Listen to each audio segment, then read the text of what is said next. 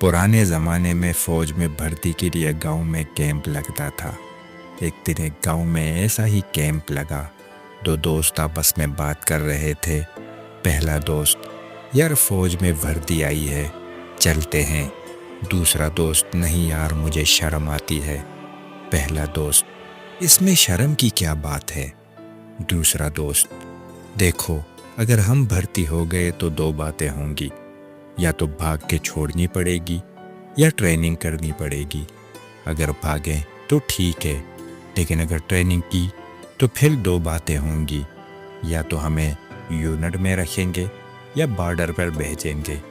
Unit میں رکھے تو ٹھیک، لیکن اگر بارڈر پر بھیج دیا تو پھر دو باتیں ہوں گی، یا تو امن رہے گا یا جنگ ہوگی۔ اگر امن رہا تو ٹھیک ہے، لیکن اگر جنگ ہوئی تو پھر دو باتیں ہوں گی، یا تو ہم دشمن کو ماریں گے یا وہ ہمیں ماریں گے۔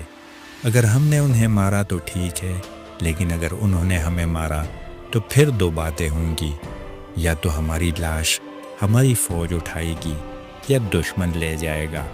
اگر ہماری فوج لے آئی تو ٹھیک ہے، لیکن اگر دشمن لے گیا تو پھر دو باتیں ہوں گی، یا تو وہ ہمیں دفنائیں گے یا جنگل میں پھینک دیں گے۔ اگر دفنایا تو ٹھیک ہے، لیکن اگر جنگل میں پھینک دیا تو پھر دو باتیں ہوں گی، یا تو جنگلی جانور ہمیں کھائیں گے یا صابن بنانے والے لے جائیں گے۔ اگر جنگلی جانور کھا گئے تو ٹھیک ہے، لیکن اگر صابن بنانے والے لے گئے تو پھر دو باتیں ہوں گی، یا تو وہ کپڑے دھونے کا صابن بنائیں گے یا نہانے کا۔ اگر کپڑے دھونے کا بنایا تو ٹھیک ہے، لیکن اگر نہانے کا بنایا تو پھر دو باتیں ہوں گی، یا تو لڑکے اس سے نہائیں گے یا لڑکیاں۔